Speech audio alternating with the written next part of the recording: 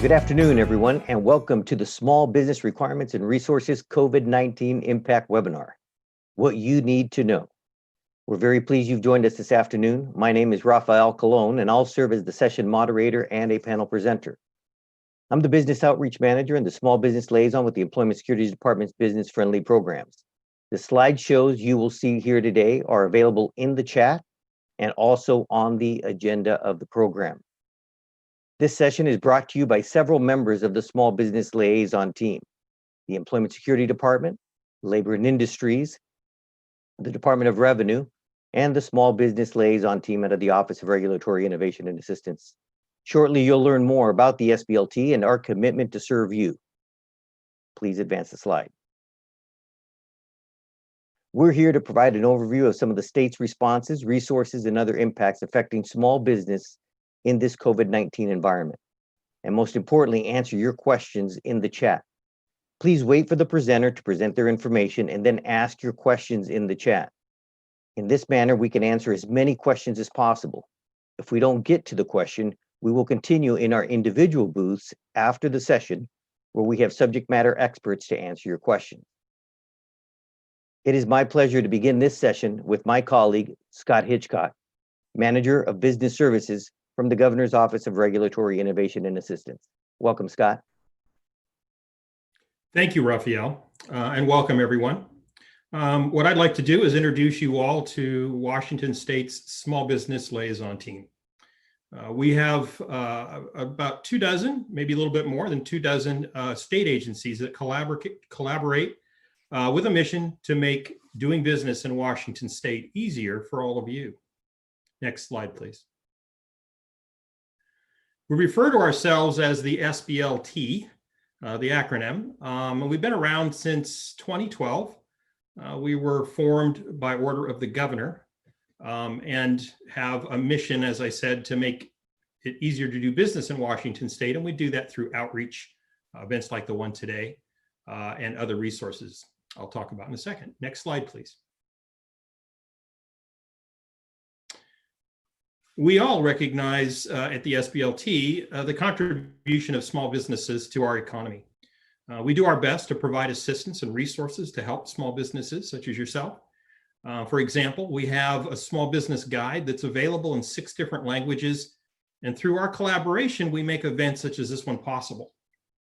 I'd like you to take a moment sometime in the future, soon, to visit business.WA.Gov. And you can see our URL is in the corner. It's our logo. Again, that's business.WA.Gov. And there you'll find resources that can help you on your journey, including this presentation, which will be uploaded shortly after our session ends today. So with that, I want to thank you and turn it over to the rest of the Small Business Liaison team to give you some details about what they can offer. Thank you, Rafael. Absolutely. Thank you, Scott. Any questions that you have, please include them in the chat. We'll continue because our objective here today with you this afternoon is to get through as many slides as possible and then get to as many questions as possible. So with the next slide, thank you, Scott.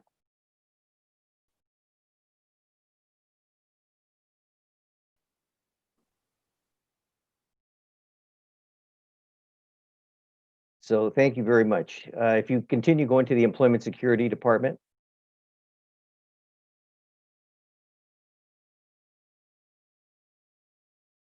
well, the principal website that you will see here is the Employment Security website.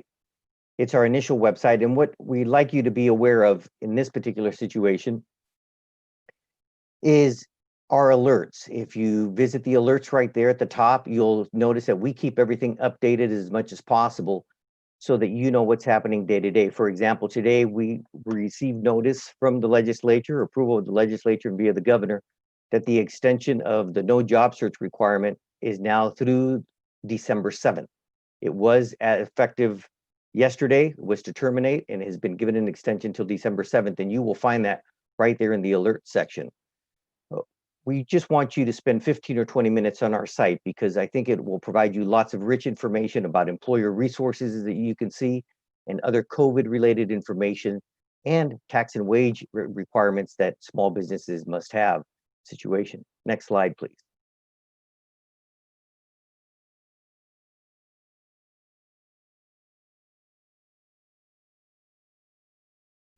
So I apologize for that. I have not seen them myself. Go ahead to the next slide, please.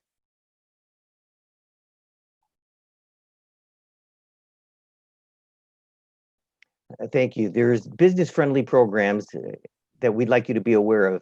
These are free programs offered to you that give businesses an advantage, especially in today's pandemic situation. Business-friendly programs include the Shared Work Program, which is an employer incentive program to return their workers back to work and provide them wages from 20 hours to full-time.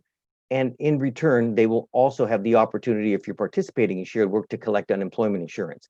This is a nationally recognized program. It's been around in Washington State for over 36 years. The beauty of participating in this program at this point as an employer is that all your taxes for unemployment insurance that are paid out to claimants are 100% reimbursable by the Federal CARES Act. And that continues as long as you're participating in shared work throughout the remainder of this year. And hopefully there'll be an extension to that as well. We have a number of programs that are represented here today in our virtual booth, whether it's labor market information or the Washington Opportunity Tax Credit, tax and wage information, and the paid family medical leave program. All are available to you in the virtual booth today for you to ask any questions and us to provide you any information that you need. Next slide, please. Our paid family medical leave program was passed in 2019 and premiums were starting to be paid. And that program is now nationally recognized program as one of the leading cutting edge programs for employers and employees. The contributions and the premiums are paid, the majority share of it are paid by employees. In 2020, employees were eligible to begin applying for the program and using it if they met eligible criteria. Go ahead, please. Advance the slide, please. And rather than getting into specifics, here's the eligibility screen into all the detail of these slides. We wanted to provide you as much information for you because you can download them. They're in the chat. And it's something that you can peruse at a later time. And it will provide you all the rich information that you need to understand eligibility, employer's contribution, the employee share of it, and all the benefits that it provides our Washingtonians as we continue to grow our economy. Next slide, please. So here are ways in which you can qualify and how it works for family leave. You get up to 12 weeks of time off. Same if it's a medical reason, and you can combine those and get up to 16 weeks. So it's any combination of how you use that allows you 16 weeks, but you cannot take 12 and expect another 12 from medical or 12 from medical. The combination has to be 16. It could be 8 medical and 8 family, any combination of that 10 and 6, 12 and 4. Go ahead, please. Next slide. This is information, again, more about paid family medical leave. And so rather than going through this, I'm going to let you read it at a later time because there are some details in there that will take some time. Next slide, please. This is the employer-employee contributions. If you're a business smaller than 50 employees, then you would be exempt from this. You can participate, it's your choice, but you would be exempt if you have 50 or less employees. And all the details are described there with much richer information from experts that we have manning our booth today and can answer more specifics as it relates to that. There are grants also available in this program for businesses. That is not mentioned here, but does provide information for grants. Again, this is a cutting edge program, many valuable resources for you as a state employer. Go ahead, please. Next slide. Go ahead and advance this next slide. More rich information and more very detailed information that's available there. With that, I'm going to go ahead and advance some more slides. Just because, go ahead, one more, that's COVID-19 and paid leave. Our quarter just ended, and so as of October 31st, you would have been paying taxes for July, August, and September. That was due on October 31st. There are leniencies, but you need to apply for that. So it's important that you understand that there are leniencies that are available given the COVID-19 environment that we're in, but you would need to apply for those particular situations. Next slide, please. Quarterly reminders that they are due. And there are penalties when you do. If you don't have any wages, there's no need to report, but make sure that you manage our timelines accordingly, because those waivers are very tough to get approval for, depending on the situation that you experience as a small business employer. Next slide, please. Go ahead if you go one more. So here are some exceptions that are being made, and I think the date on this is a little old. Again, as I mentioned about job requirements, that extension is now December 7th. And so claimants will not be filing until the week of December 13th, when they will be required to do 3 job searches like they would with regular unemployment. So an extension has been granted by the legislature and the governor to December 7th for no job search requirements at this particular time. Next slide, please. The Federal CARES Act has 2 particular programs. I'm not going to go into any detail of them, just to know that there are self-employed individuals who are eligible for what's called a Pandemic Unemployment Assistance Program. And that is if you do not meet the regular unemployment requirements of 680 hours. And then there is an extension period should you run out of benefits. Those programs would be extended as well. The Federal CARES Act did away with the $600 additional, but implemented a lost wages assistance program for $300 for a particular set of weeks back in August and the initial week of September. Next slide, please. You could go ahead and advance the next slide. That's having to do with PPL, and that's managed by the SBA. So we'll let you take any questions there, any specific questions related to unemployment and how it applies to the PPL loans and the EIDL loans. You can direct to us in the booth, because those require more attention, but there is some general information there for you. As you can see, Employment Security offers lots of information, and there are an abundance of business-friendly programs. We hope that you get to know us, as we would like to get to know you and customize what it is that you need at this particular time in your business journey. Go ahead, please. Next slide. Here are some quick links that we use, some URLs that we navigate by the number of calls that we get in particular high visited sites. It's a great resource to you. Again, I strongly encourage you to spend 15-20 minutes on our site. It will make you an informed business owner, and it will allow you to formulate your questions so that we can assist you in a much more expedient manner as well. So you'll become a very knowledgeable employer as to what your responsibilities are with ESD and what resources and services we can provide you. Next slide, please. So that's my part of the presentation. Again, please send any chat questions that you have. I'll begin answering them, as it's my pleasure to turn it over to my colleague with the Department of Labor and Industries, Andrew Bryan. Welcome, Andrew. Greetings and thank you, Raphael. I am Andrew Bryan, the man composed entirely of first names and the Assistant Small Business Liaison at Labor and Industries. I'm thrilled to be joining you today. We know what an incredibly difficult time this is for small businesses, so we're grateful for the opportunity to help. Just a little bit about L&I to start with. The Department of Labor and Industries has a very broad scope. It's keeping millions of Washington workers safe and working. This includes worker safety and health, workers' compensation insurance, oversight of wage and hour and other worker protection laws, construction contractor registration and compliance, electrical and plumbing licensing. We do it all. And my absolute favorite, taco trucks and other mobile food vehicles. The COVID-19 pandemic has led to impacts in many of L&I's divisions, but I'll be addressing just the most widely applicable ones today. Next slide, please.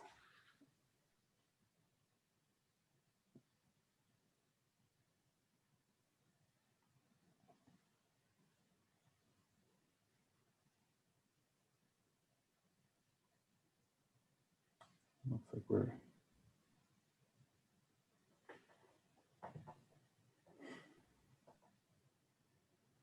If we had the correct slide, you would be gazing in wonder at our homepage at lni.wa.gov, which has a link to the coronavirus guidance page circled.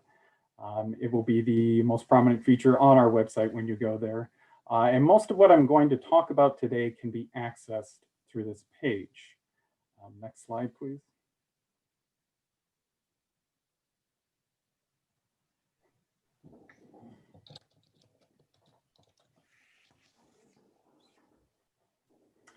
this. There are some technical difficulties. I'll at least go into the information, at least. I'll start with Yeah, there Labor are. and Industries Division of Occupational Safety and Health, or DOSH. DOSH administers both the Washington Industrial Safety and Health Act, or WISHA, and the Federal Occupational Safety and Health Act, or OSHA. Our DOSH webpage has crucial new guidance for employers on both state and federal levels. So whether you are in operation now or you're planning for reopening, it's important that you read through those DOSH materials. You'll find general workplace guidance and many industry-specific resources. Another smart thing to do is take advantage of DOSH's free and confidential consultation services. With literally thousands of safety and health rules, having a DOSH consultant come to your location to ensure you're complying with all the requirements that apply to your business will save you a lot of time and energy, and it makes great sense. I would be showing you a couple examples of industry-specific resources that we have available on our website. We have a janitorial tip sheet that looks lovely. You'll just have to picture it right now. And guidance information for grocery stores and other retailers. While L&I is the home to industry safety and health resources, ooh, there we go. That looks familiar. All right, next slide, please. One more. Okay, those were those really nice industry-specific resources. Were they as beautiful as you imagined them? Could we go to the next slide, please, Luke? Okay. While L&I is home to industry safety and health resources, before reopening, you'll also want to check out the governor's website, which is listed here at Governor.WA.Gov. Here you'll find additional industry-specific guidance. It's categorized by industry and it's phased opening, whether it's phase 1, 2, 3, or should we allow ourselves to dream of it, even phase 4. Next slide, please. This slide displays some of the COVID-19 requirements that apply to all employers. Details about each of these requirements are found on the publication that's noted on the slide, which is available through our website. Like it or not, face coverings are required for all employees, unless they're working alone. They're also required for your customers, vendors, contractors, pretty much anyone who comes in contact with your employees. Business owners and managers are responsible for ensuring their use, and social distancing is required. I'm sure you're all well aware of the 6-foot rule by now. You've likely seen other efforts towards ensuring appropriate social distancing at retail stores and other businesses, such as one-way aisles and markings on the floor for checkout queues. Some businesses may need to physically change their setup, possibly spacing out workstations, scheduling staff with multiple shifts so that fewer people are working at a time, or implementing other strategies. Where distancing isn't possible, using physical barriers can help prevent the transmission of the disease, like plexiglass shields that you'll see for checkers at grocery stores. Another one is hand washing. You're required to provide fixed or portable hand washing facilities and hand sanitizer for convenient use in between hand washings. You'll need to ensure frequent sanitizing of commonly touched surfaces. That means regularly cleaning and sanitizing floors, counters, and other surfaces. It's your responsibility to provide gloves and eye protection to those who will be handling the chemicals as well. You'll need to have procedures to address sick employees, ensuring they know when to stay home, and in the event a sick person has worked, performing a deep cleaning and sanitizing of those areas. You're required to contact your local health authority within 24 hours if you suspect COVID-19 is spreading in your workplace, or if 2 or more workers have contracted it. And finally, you'll need to provide education to your employees about preventing COVID-19 workplace hazards to ensure they know the signs, symptoms, and risk factors associated with the virus, and how to prevent it from spreading. This involves symptom and temperature monitoring, checking with staff each day to ensure they don't have a fever or other symptoms. And the PowerPoint pictured here in the lower right, basic employee training on COVID-19 infection prevention, is a helpful resource that you can use to train your staff. Next slide, please. We get a lot of questions about face coverings. Again, they're now required for all employees who aren't working alone. And for those who can't wear a mask, the picture on the right illustrates an approved alternative. A shield, although that's getting the wrong slide again there. But if we were seeing it, it would be a picture illustrating the approved alternatives. It's a shield with a cloth surround. There we are. They're often found under the name Humanity Shield or Badger Shield. Employees with a medical or disability issue who are requesting accommodation must provide their employer with an accommodation statement from their medical professional, specifying that a face covering or mask should not be worn due to their present health condition. Employers cannot just allow the employee to work without a mask with no other mitigations or accommodations. We do have a Dr. Seuss sounding like DOSH publication, Which Mask for Which Task, as well as a new affiliated web tool available, both of which are very helpful for determining what's required for your employees. There's also a new mask FAQ on our website, accessed from LNI's coronavirus page. And as I mentioned earlier, face coverings of some kind are required for your vendors, contractors, and customers as well. Next slide, please. So how can businesses comply with state face coverings and distancing requirements while also avoiding alienating customers? This publication from the governor's office includes some best practices for business owners. It has ideas for ways to accommodate people who can't or don't want to wear masks, and includes ideas for alternatives. Remember, businesses always have the right to deny service to people who won't follow their rules. Next slide, please. There are a variety of signs available to download on the Coronavirus.WA.Gov website. Here is an example of one of them. Next slide, please. To protect worker safety, DOSH compliance officers actively enforce safety and health laws during this pandemic and, well, always. They do random inspections, plus respond to worker safety concerns received through phone calls or our website. By law, DOSH compliance officers are required to investigate and to cite and fine for violations. The law places the responsibility of knowing applicable requirements on employers, and in most cases, it doesn't even give DOSH officers the option of merely giving a warning. Under emergency rules of the pandemic, DOSH gets the fun task of being the compliance authority for the governor's phased-in Safe Start plan, including requiring customers to wear face coverings.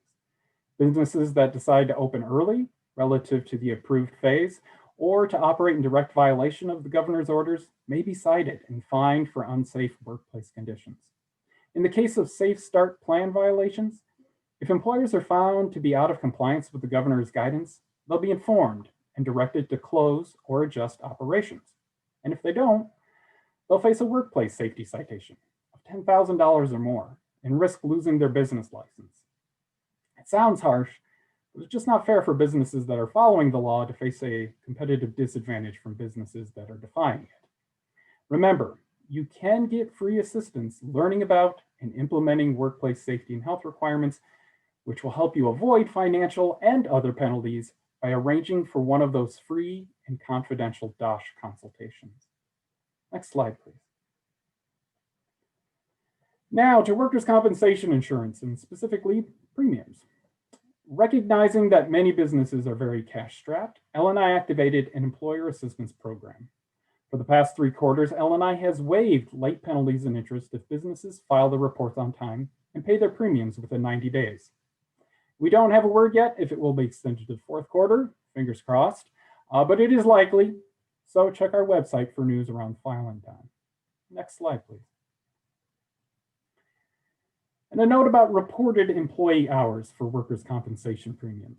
Some businesses have continued to pay staff while the business is closed, even though the staff aren't working, or they've paid staff their full salary, though they've actually just worked part-time. For hourly employees, workers' compensation premiums are based on actual hours worked, so you only need to report and pay premiums on your employees' working hours. For salaried employees, some employers have opted to use the allowable flat rate of 160 hours per month because it reduces some of the time tracking burden. In non-COVID times, if you use the flat rate method, you're not allowed to adjust the 160 hours if a salaried employee works fewer hours. But LNI has made an exception to that rule during this COVID period. So you can report just the hours your salaried employees work, though you will need to keep records of both working and non-working hours for audit purposes in the future. Next slide, please. Now, workers' compensation insurance claims. L&I insures workers who are injured on the job or who acquire an occupational disease, with L&I providing medical coverage, wage replacement, sometimes return to work disability, and other benefits. As a general rule, exposure to or contraction of a virus would not be considered an allowable workers' comp claim. However, with COVID-19, claims from healthcare providers and first responders under certain circumstances may be allowed. That would include both claims for illness and those for quarantine. With other workers, claims probably won't be allowed, but they will be evaluated on a case-by-case basis. And some good news, COVID-19 related claims will not be factored into the calculation of an employer's experience rating. Thus, they won't directly affect their future rates. Next slide, please. Washington paid sick leave. Under Washington's paid sick leave law, employees may choose to use their accrued sick leave in several COVID-19 related circumstances, including if their workplace is closed by a public official due to a health-related reason and teleworking isn't an option, or they need to care for a child whose school or childcare is closed for healthcare related reason, which has certainly been the case recently. Or the employee is required to leave work because of a COVID-19 exposure, or the employee is seeking a medical diagnosis, care, treatment, or preventative medical care for themselves or a family member. And that could be for COVID-19 or any other illness for that matter. If an employee is laid off, meaning the employment relationship is terminated, you are not required to pay off their sick leave balance. They'll likely be eligible for unemployment. However, if you do rehire that employee within a year, you are required to reinstate their sick leave balance. If you're wondering about a particular sick leave situation, you'll find several scenarios provided on our website that can be very helpful. Next slide, please. Federal paid sick leave. Now, L&I doesn't administer this, but I thought it would be helpful to provide the information. Be clear that this is in addition to Washington paid sick leave. Congress, through the Families First Coronavirus Response Act, included a requirement for federal paid sick leave. It's a temporary requirement from April through December of 2020, and it's limited to COVID-19 related purposes. Employers can receive a 100% tax credit taken against federal payroll taxes for federal sick leave payments to employees. And you can get more information on the U.S. Department of Labor's website, DOL.WA.Gov. Next slide, please. Well, that is it for L&I at this time. I'm showing you our homepage once again, where you can readily link to the items I've presented. I've also included the web and email address to the Small Business Liaison Office where I work, if you have any questions you'd like to ask at a later date. Also, I've provided contact information for Erica Minton, one of our safety and health consultants, if you have any questions or want to schedule a consultation. I'll be here to answer some questions, or you can come virtually hang out with me at the L&I booth after this. I'll see what I can do about conjuring up a virtual taco truck and maybe some virtual margaritas. All right, back to you, Raphael. Nice job, Andrew. It's always great to see you. Thank you for all the great information. Again, Labor and Industries, Employment Security, the Office of Regulatory Innovation and Assistance, SBLT. We'll all be here at the conclusion of this next presentation by our colleague to answer questions in the chat. So feel free to start submitting questions in the chat for the Employment Security Department, Labor and Industries, and Araya, as we welcome our next colleague, Cindy Otovich with the Department of Revenue. Welcome, Cindy. Thank you, Raphael. I appreciate that. Okay. I'm going to be talking today about the Department of Revenue, what we have some resources available. I'm with the Department of Revenue. Again, my name's Cindy Otovich. I work in the Customer Experience and Communications Division, and I really appreciate you guys taking the time to attend this today. I'm glad you're here. So at the Department of Revenue, we know the pandemic is having a profound impact on many Washington businesses, and we want to help do everything we can to help you navigate through this time and to stay in business. We're doing our best to provide you additional deferral options during the state of emergency, and we commit to working with you as much as we can within the parameters of the law. Next slide, please. Okay, so what you're seeing here is a picture of our homepage, and that's at DOR.WA.Gov. And as you can see, our website has a large yellow banner across the top, and that runs across our whole website. And it has information about the status of our office closures and our business relief information that's related to COVID-19. Just know that our COVID pages are also available in Spanish too, so that you'll see a link up there for that also. But before we get too far, I just want to share one piece of information about fraud awareness, and that is that the Department of Revenue will never charge a fee for access to business relief options or to help you with your tax return. We will never call you and ask you for your Social Security number, your bank account number, or your credit card information. And please do not give out any of your personal information to anyone claiming to be from the Department of Revenue that contact you by phone, email, or text. We will never call you asking for these pieces of information. So just be aware of that. And for questions not covered in this presentation, please refer to our website or contact us information, and that's going to be at the end of this presentation. Next slide, please.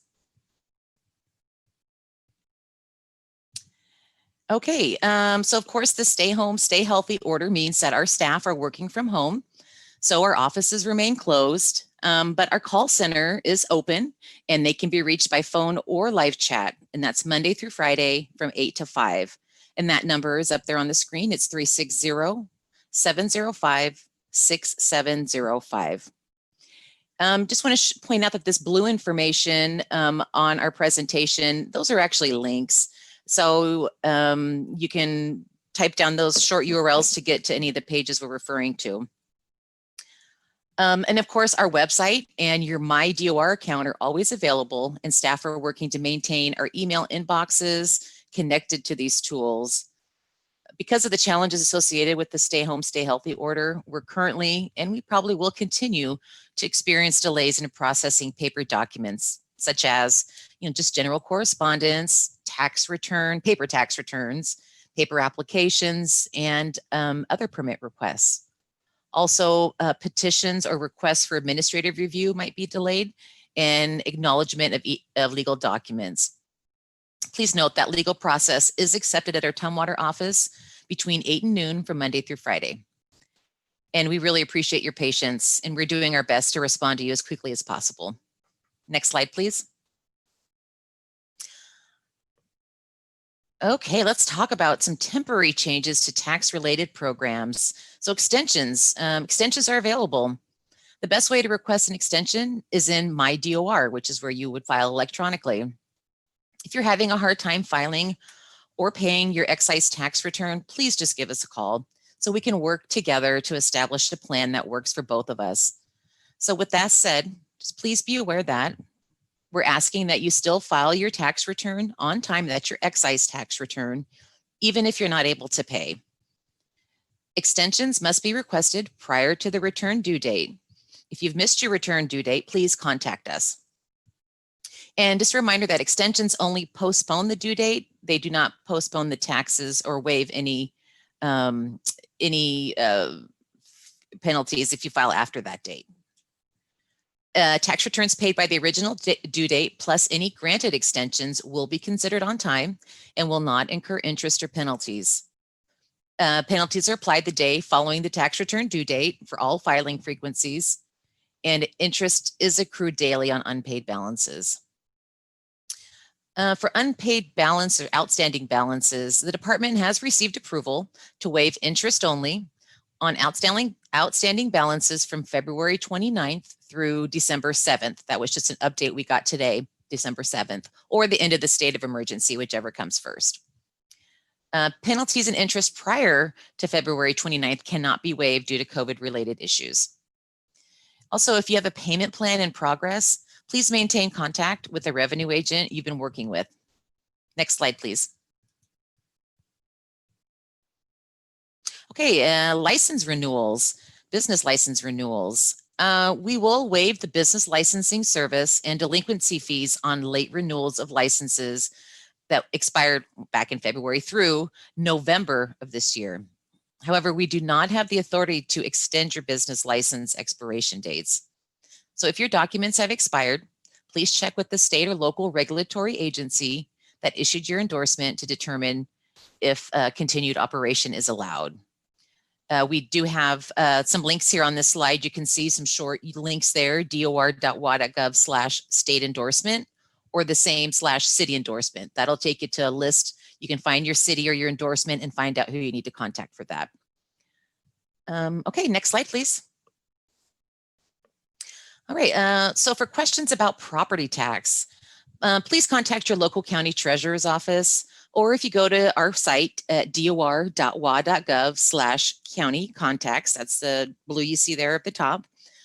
We have a list of all the counties, their assessor and treasurer websites. You can get all their information from that web address.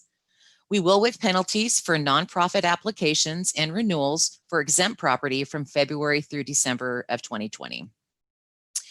And again, this is picture on our, you're seeing here just a little clip from our website of the contact information we have on our DOR website. And estate taxes, estates filing a Washington estate tax return that are negatively impacted by the COVID-19 crisis can request an extension for the return and/or payment during the governor's state of emergency. Extension requests for payments will be received on a case-by-case basis. So to request an extension or get some more information, please contact our estate tax team. And there's that phone number there for their contact information. That's 360-534-1503. And again, their information's on our website as well. All right, next slide, please.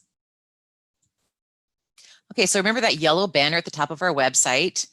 If you click on the Learn More button after the business relief heading there, we'll move to a page with a ton more information.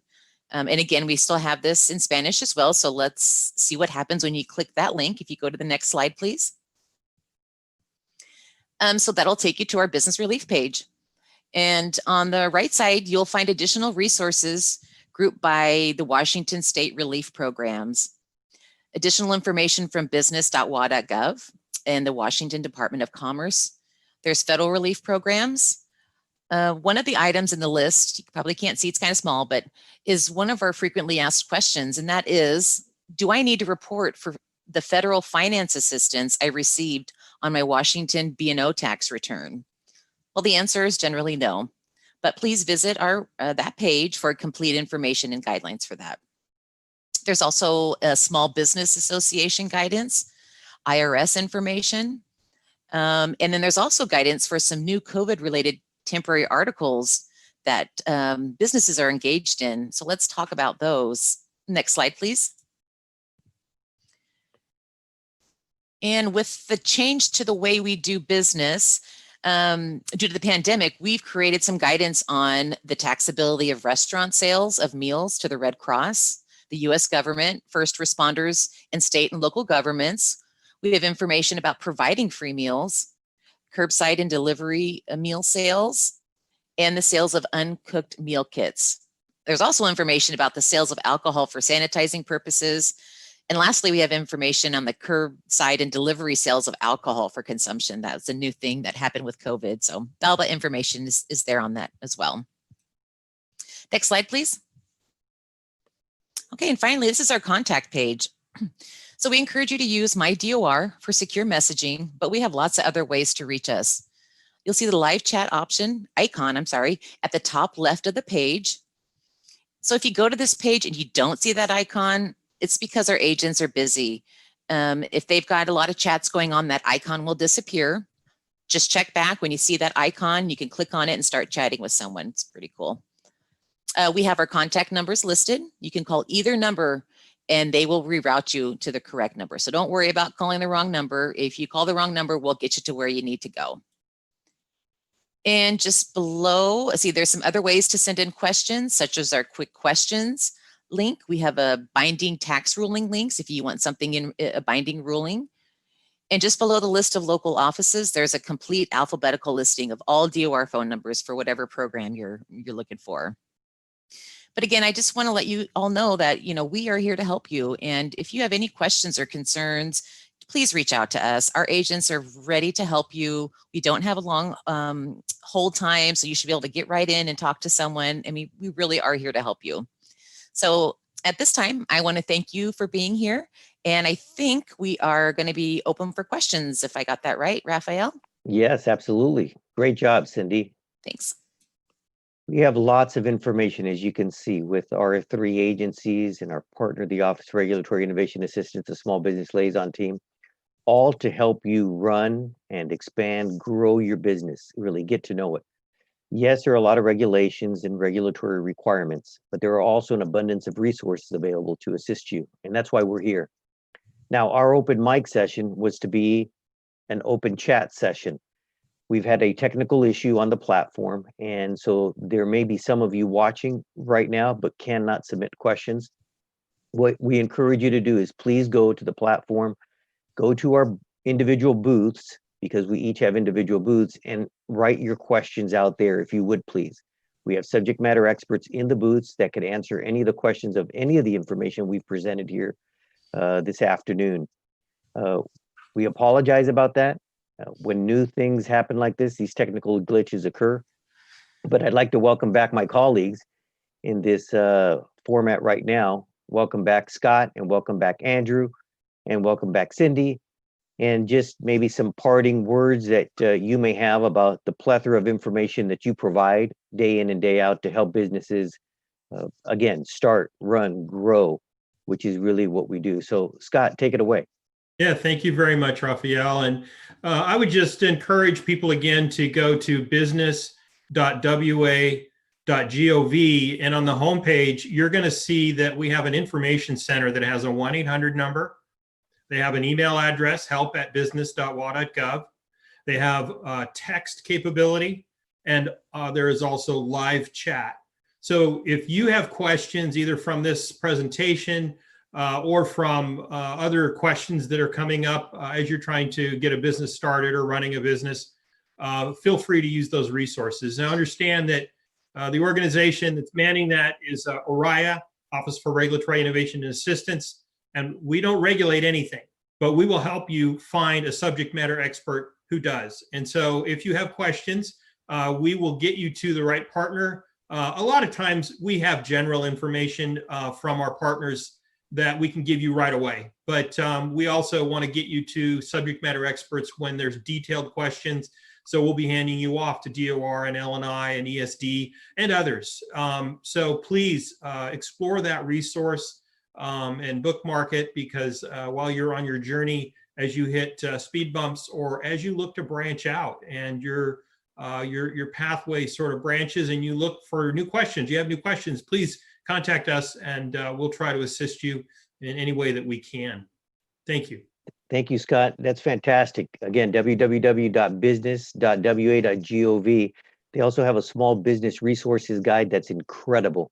It really is worth downloading, printing, and keeping in a notebook. And that's updated on a quarterly basis, I believe. And That's it correct. stays, thank you, Scott, and it stays current. And It's the same. It's available in 6 different languages to download on the site. And I'll also throw in that on that website, as you scroll down on the homepage, you'll see a section describing the Small Business Liaison Team, and you can download a contact sheet that has direct phone numbers to regulating agencies with a person that's on our team that can help you. So not necessarily the place you go for general questions, but when you're struggling with something, with a particular challenge with an agency question, their liaisons are there for you to help you find the subject matter expert at their organization. So feel free to download that list, and hopefully it will help you be successful. Thank you, Scott. And just like with Employment Security Department, we're not just the unemployment office, and we don't just collect tax and wages. That's part of what we do, and we're proud of how we do it. But what we also do is have partnerships in the communities, and we have workforce offices throughout the state. We know your business is unique, and we know that it requires special attention. And so if you're recruiting individuals, let's take, for example, if you're a Spokane employer, our talent solutions team out there is fantastic, as we have partners throughout the state. So WorkSource Business Services, in Spokane it's called Talent Solutions, they work there to meet your individual needs, and they target and customize after communications with you to understand where it is you're going, what it is that you're doing, and your efforts to continue to to have an impact. So please reach out to us. We have a ton of resources. Get to know us because we'd like to get to know you. Employment Security is your partner in this state for economic growth, economic vitality, hiring, unemployment, paid family medical leave, and many other programs that can help you succeed. Andrew, tell us more about labor and industries as we wrap this up for our listening audience. Sure, thank you, Raphael. We do a lot of things. We have dozens of programs. We're not just workers' comp, and we're not just DOSH. So chances are, if you have a business, you're most likely going to have to spend some time with us. And if you ever need help navigating the wild, woolly world of state government, that's what we're here for. You'll find all of our contact information on the slides that are available. If you ever need to find us again and you lose the slides, you can just find us at our website, LNI.WA.Gov. We're under the For Business section, again, just called the Small Business Liaisons, and we are more than happy to help. We like to say that we're your friendly friends at LNI, and we like to get you where you need to go for it. That's been our experience. Thank you, Andrew. Absolutely true. We want you to know that this team here, including Cindy, who's about to provide you some additional comments as well, is truly remarkable. You have a phone number, an email, and a direct line to us. So if you reach Cindy and Cindy needs to pass you to Raphael, that's what she does. If Raphael needs you to pass you to Andrew, that's what we do. And if you start with Scott, which is a great place, he and that team gets you to us. So with that, Cindy, tell us about Department of Revenue as we close this out. Yeah, again, just that we're here to help you. Please don't hesitate to reach out. For some reason, people get scared when they think about revenue and of contacting us. We're really nice people and we're here to help you. But it is important that, if you're having problems filing and paying your taxes, that you do reach out to us before anything is due. It's a lot easier to help you before anything becomes due. So again, just, encourage you to go to our website. We have lots of other resources. If you're a new business, we've got a lot of information, our business tax basics information on our site to help you determine what your reporting responsibilities are for revenue. And just please reach out and give us a call or an email or a chat when you have questions. So thank you, Cindy. Well, ladies and gentlemen, again, this environment today in which we're living in the COVID-19 pandemic era is really about making sure that you're informed, that you have the resources available to you. The business liaisons, and this is a small example of us. We're a team of 4 here. The business liaison team is comprised of the 27 state agencies that are appointed by the governor. And so those cabinet agencies have a business liaison representative. And if you reach any of those representatives, what we do is collaborate to find you the best answers as quickly as possible. So like Scott mentioned early on, go to that site, business.wa.gov, down to business liaisons, and download that as well, because that is your directory, your personal directory with a name, a contact email, a phone number, a cell number, anything that you need there to reach that person to begin the communication process and partnership of helping us serve you better. That's what we're here for with the Small Business Liaison team. It's been a pleasure to have an hour spent with you or 45 minutes spent with you at Biz Fair. We hope that you reach out to us. We also put on a monthly webinar in Spanish and English with this same content expanded, and where we have an open mic period where we allow for questions live in the virtual platform. So please join us for that. Our next one in a live format will be November 18th. November 18th. Join us for that. If you want more information, business.wa.gov. Thank you and have a great day. It's been a pleasure.